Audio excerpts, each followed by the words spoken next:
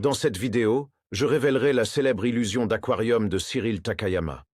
Je couvrirai la version avec la carte signée et celle où il récupère un collier dans l'aquarium. Voici un bref résumé de ce qui s'est passé.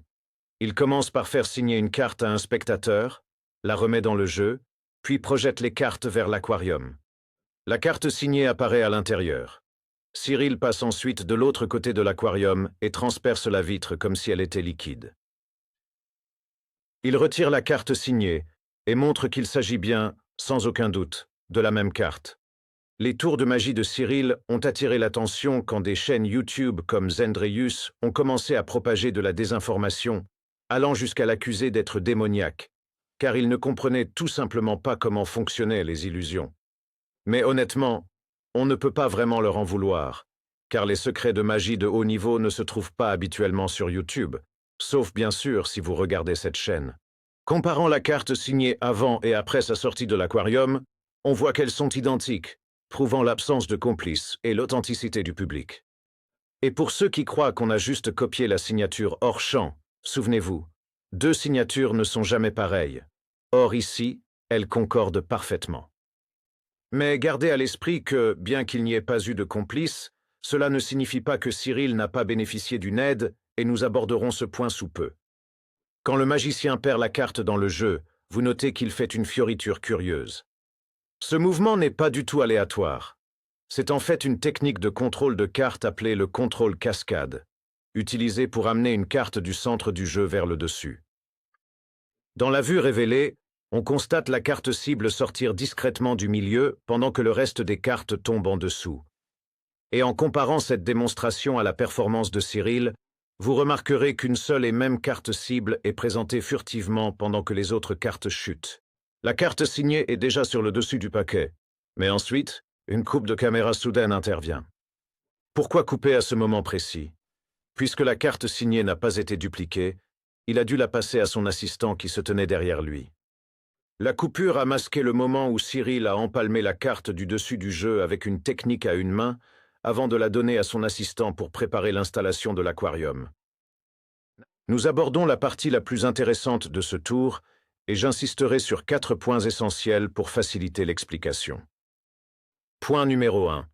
Quand Cyril projette les cartes sur la vitre, vous remarquerez une carte qui saute soudainement du bas de l'aquarium vers le haut.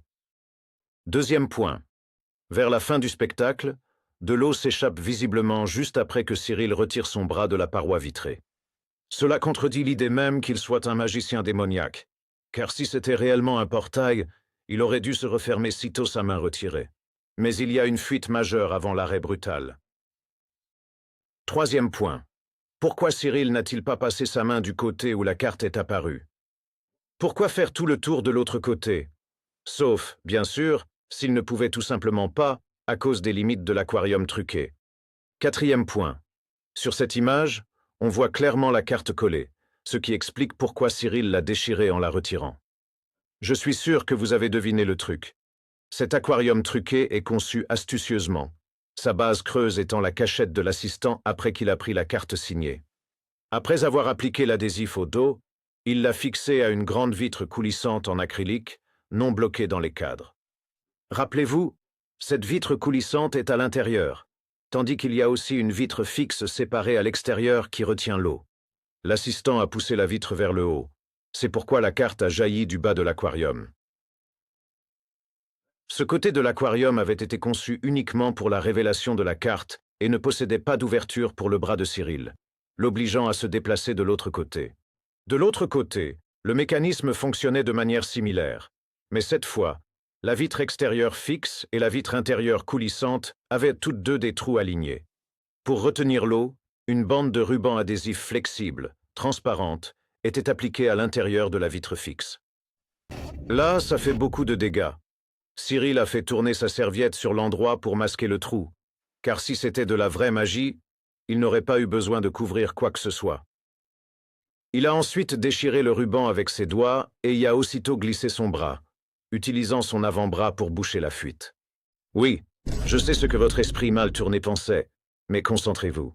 On peut même constater qu'au moment précis où il transperce le ruban adhésif, l'eau s'écoule immédiatement. Dès qu'il a retiré son bras, La fuite a continué un court instant car les trous de la vitre coulissante et de la vitre fixe étaient encore alignés. Elle ne s'est arrêtée que lorsque l'assistant a rabaissé la vitre coulissante pour la sceller, ce qui explique pourquoi la fuite s'est subitement arrêtée. Maintenant que nous avons détaillé comment Cyril a exécuté la version avec la carte signée, examinons une autre variation de cette même illusion, où il se sert cette fois d'un collier emprunté plutôt que d'une carte. Dans ce tour, le magicien prend le collier d'une spectatrice et le laisse tomber dans un aquarium.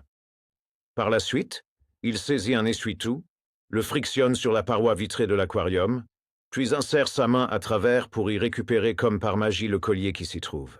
Alors, comment a-t-il fait ce tour? Voici l'explication. Bien que l'aquarium semble normal quand on le voit pour la première fois, en observant de plus près, on comprend ce qui se passe réellement. À partir de ces observations, vous remarquerez que la vitre de l'aquarium s'étend en réalité sur les parties hautes et basses. Cependant, comme il y a de l'eau impliquée dans ce tour, l'utiliser avec une simple vitre munie d'un trou ferait immédiatement jaillir l'eau de l'aquarium.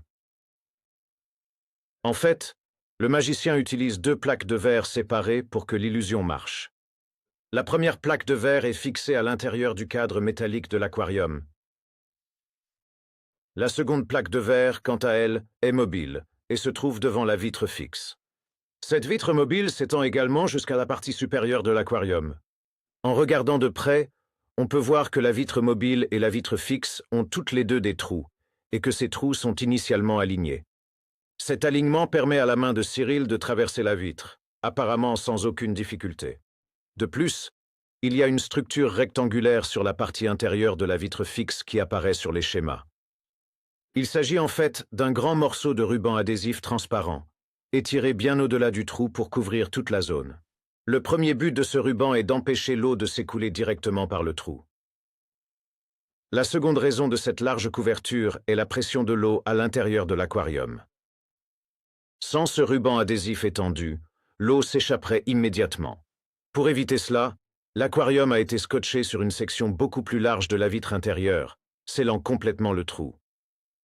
En réalité, tous les spectateurs de cette performance étaient des complices et leurs réactions étaient mises en scène. Si ce n'étaient pas des complices, ils auraient sans problème remarqué le ruban à l'intérieur de l'aquarium. Le but d'utiliser des complices ici était de faire croire au public à la maison à la légitimité de l'illusion. Cyril aurait pu faire ce tour sans essuie-tout, mais il aurait été dévoilé avant même de commencer.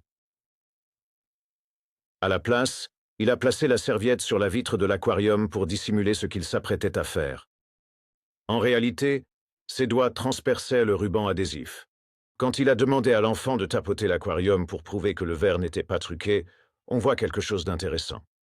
Le garçon a tapé sur la vitre, mais il a évité précisément l'endroit du trou. Il a plutôt tapoté juste en dessous. Plus tard, quand Cyril appuie l'essuie-tout sur la vitre, le papier se courbe légèrement vers l'intérieur, ce qui serait impossible si le verre était entièrement solide. Dès qu'il eut percé le ruban adhésif et que l'eau commença à s'écouler lentement, il resserra fermement ses doigts et enfonça tout son bras à l'intérieur. Cette poussée subite était nécessaire pour arrêter l'eau, car la surface du verre s'enroulait autour de sa peau. Son bras servait de joint, empêchant ainsi l'eau de s'échapper du tout. Avec son bras agissant comme un joint, Cyril a saisi le collier dans l'aquarium, son bras restant bloqué dans l'ouverture. En le retirant, il l'a fait rapidement et a utilisé l'essuie-tout pour pousser la vitre mobile vers le bas. Cette action a fait coulisser la vitre pour la remettre en place, scellant l'aquarium et terminant le tour.